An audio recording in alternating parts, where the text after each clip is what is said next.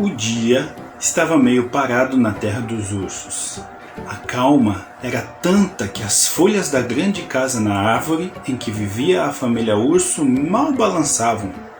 O único lugar onde parecia estar acontecendo alguma coisa era a colmeia, pois as abelhas nunca ficam paradas. Era o tipo de dia que às vezes acaba em uma confusão. Tudo bem com vocês? E aí? Tô aqui para mais um bate-papo nosso nos dias felizes e hoje eu quero falar com vocês sobre leitura para crianças. Qual é a relevância de falar sobre isso e por que é tão importante a leitura de livros, de histórias para as crianças. Mas eu quero começar perguntando o seguinte: você tem lido histórias para suas crianças? Sim? Não? Histórias infantis, gente, são ferramentas importantíssimas. São ferramentas estruturais na construção do conhecimento, da identidade, da assimilação de mundo, da percepção do entorno e também são elementos que ajudam a gente a desenvolver hábitos de atenção, concentração, afeto, ok? Empatia, socializar. Tudo isso está envolvido no simples ato de pegar um livro e ler para uma criança, ok? Existem algumas pesquisas que apontam que o hábito da leitura ele amplia, principalmente na primeira infância, amplia a percepção, a assimilação de conceitos abstratos depois da primeira infância, lá na idade escolar, tá bom? E existem outras pesquisas também que dizem que a criança ainda no ventre materno, ela responde com alguns estímulos à leitura ou à sonoridade. Isso a gente sabe, né? Toda gestante se passa por um ruído, dependendo da música, a criança se agita lá no ventre. Então é importante, desde o ventre, estimular a leitura. Como fazer isso então? Comece lendo para o bebê ainda no ventre. E leia para o bebê quando ele é pequeno, tá? Isso é importante demais porque concentração, raciocínio, capacidade de compreensão do que está acontecendo em volta são estimulados ainda na primeira infância. Existem alguns vídeos que são muito interessantes de mulheres que estavam com seus bebezinhos ali chorando e elas de repente começaram a contar uma história ou ler um texto e a criança foi parando, acalmando e prestando atenção. É muito bonito de ver isso.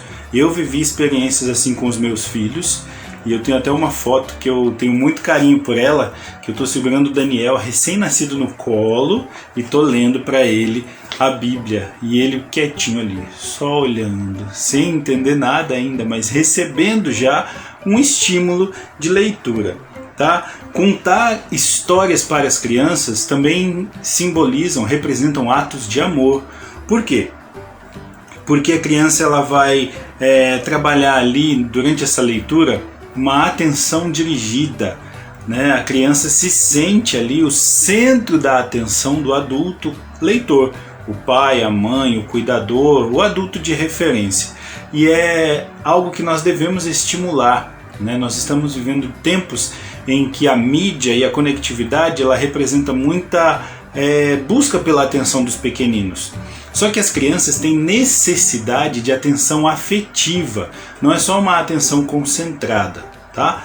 Perceba isso, se você der o celular para uma criança pequena, ele vai assistir, ele vai passar de um vídeo para o outro, ele vai ver uma coisa ou outra, mas daqui a pouco ele larga e tem uns rompantes assim, né? Por quê? Porque o organismo dele precisa liberar essa energia. Quando você pratica a leitura de uma história para a criança, essa energia que se acumula, ela se libera e extravasa através de situações afetivas, não necessariamente afetuosas, porque as crianças são impulsivas, então elas, de repente ela pula, ela sai correndo, ela conta um pedaço da história, ela vira o livro de ponta cabeça, ela quer ver do final para o começo, mas ela está liberando essa energia de uma maneira afetuosa, ela está num contexto ali, tá? A relação de pais e filhos ela fica muito mais forte através da leitura, você trabalha empatia. É muito mais fácil você ensinar uma criança a respeitar o próximo, o direito do amiguinho, do coleguinha, através de um momento de leitura, do que simplesmente com ordens, ok? Crianças não são robôs, crianças são seres humanos. Crianças não assimilam como os adultos, né? Se nós adultos somos teimosos, imagine as crianças. E não é nem por rebeldia, teimosia, é porque não compreenderam o conceito. Mas se você para e prepara um ambiente para ensinar, para ler para essa criança, ela vai assimilar através de um conteúdo, e isso vai fazer muita diferença, ok? Então a gente precisa ter esse compromisso e contar histórias em todas as fases da vida, né? Hoje meu filho mais velho já está entrando na adolescência. Tem 2 livros aí que a gente está lendo em conjunto. Nós lemos juntos, damos risada juntos, fazemos piadas enquanto estamos lendo, mas nós procuramos nos divertir. E isso tem estimulado, eu percebo, tem estimulado a compreensão dele de outros conceitos, outras ideias, tá? Então é muito importante. E como que funciona essa relação de leitura, né? Nós estamos aqui, o nosso canal tem essa preocupação de linkar a educação infantil, o desenvolvimento infantil com a casa, com a família. Eu falo para você, para produzir pequenos leitores, nós precisamos de um trabalho conjunto. Casa, escola, né? Estabelecendo esse vínculo, esse bom diálogo, para que nós possamos produzir, né? Criar aí pequenos leitores, desenvolver esses pequenos leitores. Então essa boa relação entre família e escola, ela é extremamente necessária. Existem projetos que nós desenvolvemos principalmente nas creches, né? Projetos de leitura, projetos do livro viajante, projeto do vai e vem literário, projeto da exposição literária, várias coisas que a gente inventa e a gente cria para que a criança tenha contato e desenvolva o hábito leitor. Então o estímulo que vem de casa é muito importante. E aí eu pergunto, como que a gente faz então para estimular essas crianças para serem leitores desde pequeno? Lógico que você não vai comprar um livro de 200 páginas com os clássicos da literatura infanto-juvenil ou infantil e dar para o seu bebê ler. Nós não queremos que as crianças dominem os clássicos, mas que elas aprendam o prazer pela leitura, que elas assimilem isso e aí elas cheguem lá nos clássicos em algum momento. Nós precisamos ler para os bebês, né? É importante isso. E tem muitas maneiras, muitas dicas. Eu queria compartilhar algumas dicas aqui com você, tá? Aqui, né, que eu estou usando como cenário, eu tenho alguns recursos. Por exemplo, livros de riscar, né, aqueles escreve apague, são muito interessantes, porque a criança ela pode desenhar, pintar, fazer uma atividade ali, passou um lencinho umedecido, um paninho mais umedecido ali, apagou, a história começa de novo. Nós temos também os mini livros, né? Olha aqui. Os mini livros são recursos maravilhosos que nós temos hoje.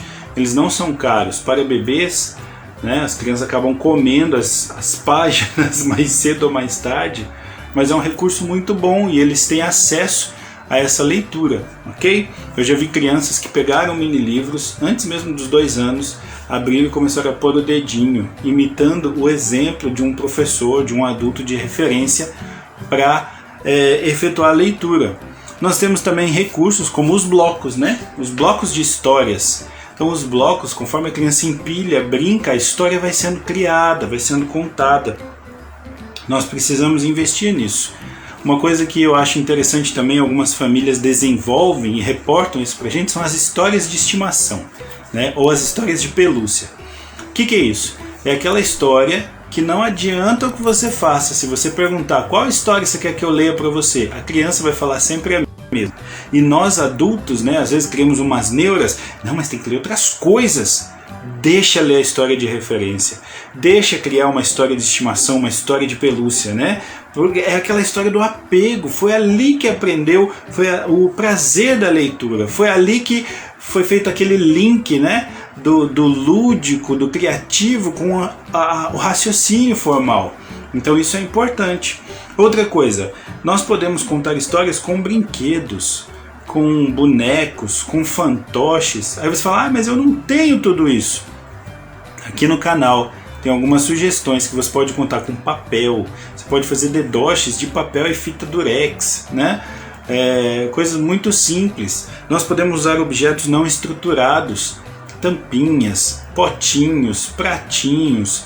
Eu me lembro na minha infância de assistir um programa infantil onde 3 contadores de história faziam a sua contação usando objetos do dia a dia.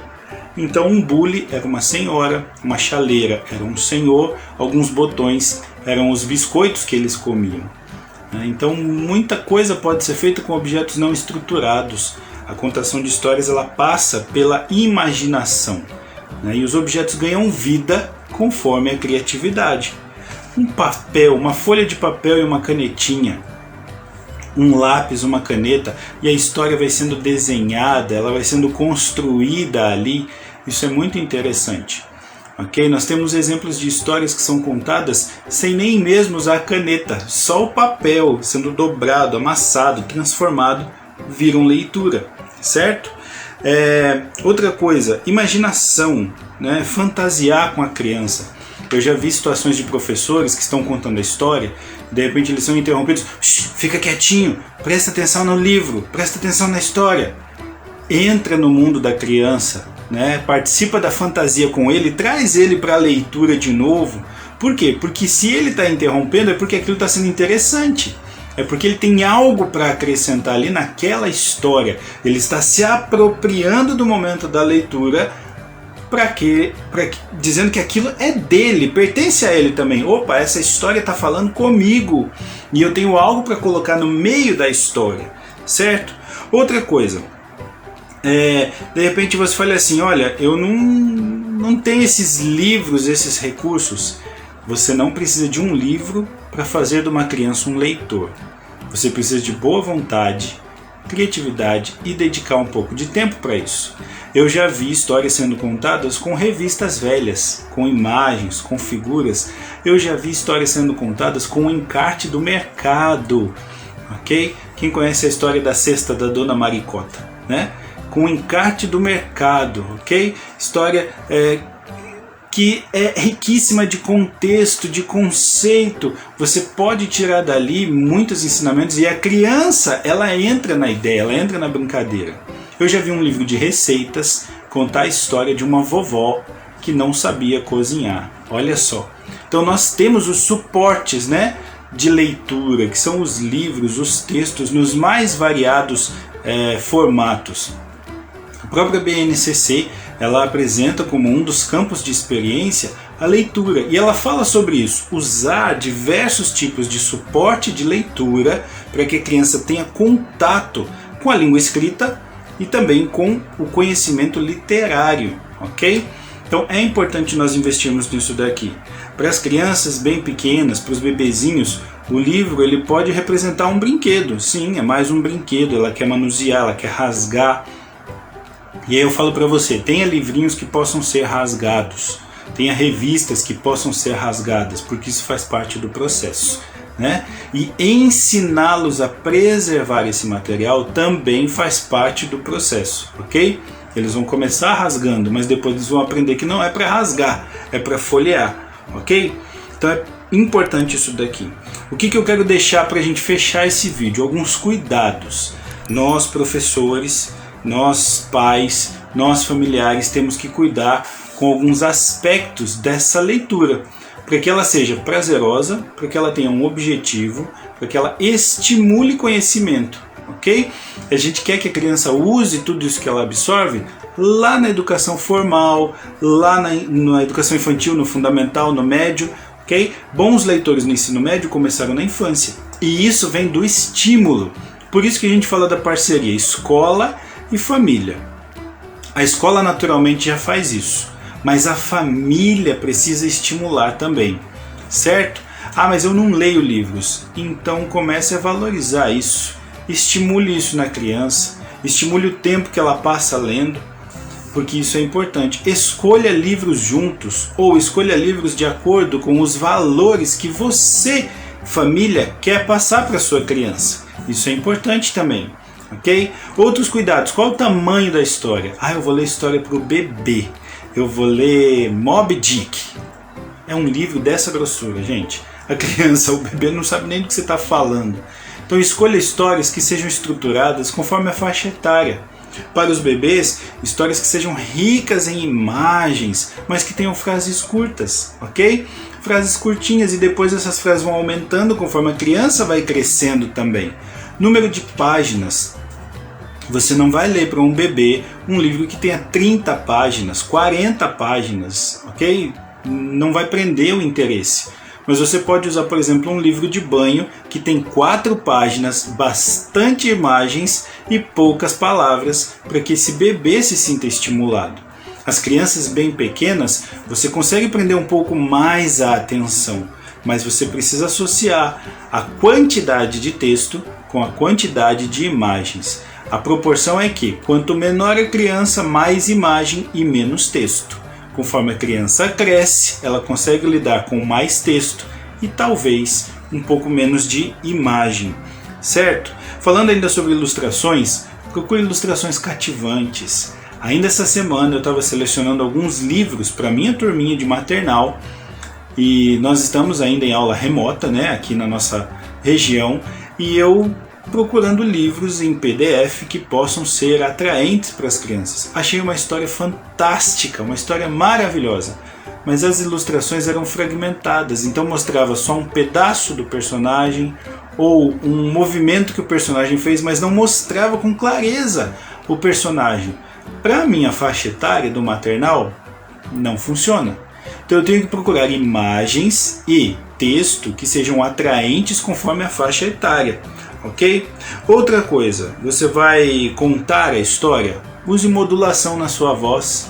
É claro que você não vai fazer uma voz de locutor se você não tiver essa voz. Você não precisa também, exagerar extremamente no modo, mas se você quiser e puder, module a voz, mude um pouco a voz, mude a fala, porque isso cativa a atenção e a criança se concentra muito mais, ok? Então nossa dica dessa semana é: estimule a leitura nas suas crianças, ok? Desde pequeno, dedique tempo para isso. Através disso o vínculo familiar cresce, a estimulação ao estudo cresce, o apreço pela leitura, por adquirir conhecimento começa aí.